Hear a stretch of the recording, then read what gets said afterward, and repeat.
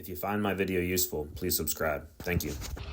Alright, so I just got done vacuuming my pool and I noticed that my filter pressure is quite high, which means it's time to change the filter. So let's teach you guys how to clean a cartridge filter of a chlorine or a saltwater pool. So first off, when do you know it's time to change your filter or clean your filter? So you have to go by pressure, right? 27 psi, and I know that my filter, when the filters are clean, run just under 10 psi, which means I'm about 15, 16 psi higher than my normal psi. This means it's time to change the filter.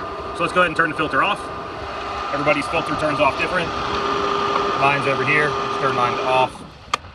And then I like to change my backflow so that I don't have to worry about repriming it, because some people will have to reprime theirs. All right, so let's take apart this filter and let's show you how to clean it. And then somewhere up top, you'll have some kind of pressure release valve. This is mine. You could hear it kind of release the pressure. Now that will allow air in as water drains out.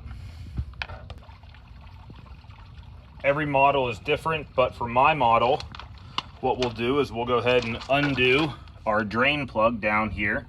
So we'll take this drain plug out. We'll let all the water out of this entire filter drain out. Hopefully you have a good area to drain. Luckily mine drains in the rocks, so that's the first step. Undo your drain plug. Next, we have to take the lid off. In this model, we basically have to undo this brass nut all the way until it comes off, and then we can take this sleeve off. Some just have a turning lock mechanism. Either way, you have to take your retaining ring off and take your lid off. So let's go ahead and do that. All right, so now we'll pop this retaining ring off. All of them work a little different, but for the most part, it's all the same. All right, now we'll take this lid off all the way. All right, so every system will have a cartridge filter of some kind. Mine has 4 cartridge filters. This O-ring is extremely important. Everybody always screws this up. You need to make sure that O-ring is in a really good place before you put the lid back on. And you need to make sure that the lid seals with that when we're done. So first things first, we'll go ahead and take this plastic piece that ties all these together out. And then we'll take our cartridge filters over to our hose, and I'll show you how to get them cleaned up. All right, for this step, you just need a really good garden hose with a lot of pressure and some kind of nozzle that allows you to create pressure. I like just an old school spraying nozzle. And then all you're gonna do is spray with a nice strong stream and just work your way up and down each and every fin of this filter. And you can just see this yellow-green dirt running out. And then I like to go up and down like this, kind of in between each one of those ridges. And you're gonna do this the whole way around the filter. I mean, this will take about 5 minutes for each filter. And you can see it all just pouring out of there, that yellow-green. And you basically want to do it until you don't see this yellow-green pouring out and the filter looks really white. The filter may look white on the edges, but all that dirt and algae builds up in the fins, so you got to spray it out really good. All right, all 4 filters are washed clean. Took about 20 minutes. Let's go ahead and put them back in and reinstall the lid. All right, we got 2 filters in there. So as you can see, they just sit into their little holder because that's what actually collects the water from it. So let's get that 4th one in there. Okay, so now all 4 in.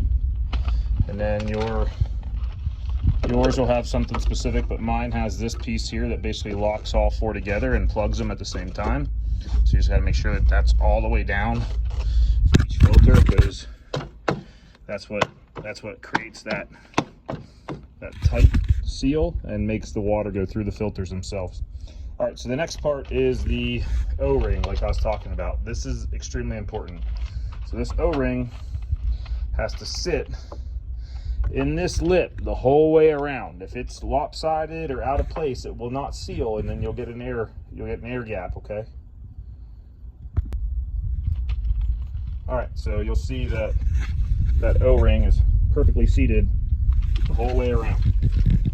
All right, and then you want to be very careful when we're putting on our lid to make sure that lid sits down directly on it and pushes on top of it, all right?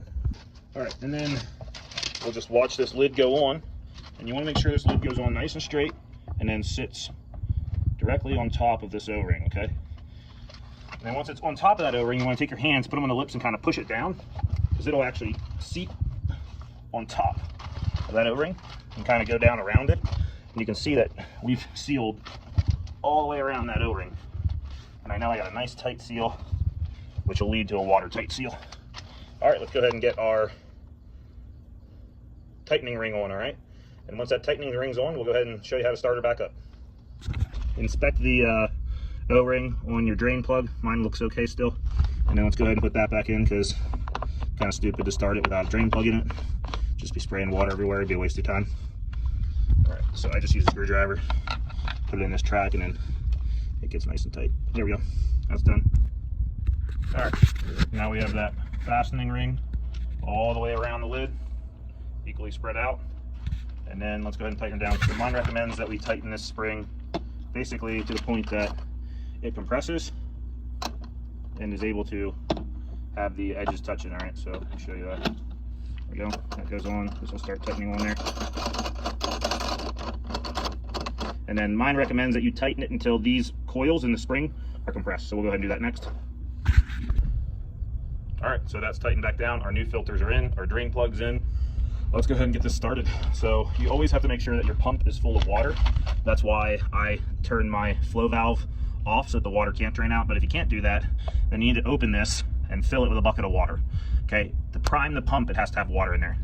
So I always just leave the water in here, and then I can turn this valve to off over here, and that'll suck water from the pool. So either way, go ahead and get this started. So I'll turn it to run. I'll do my override. All right, and now it'll automatically start priming the pump. Once I hear that pump click on, I'll go ahead and open my valve.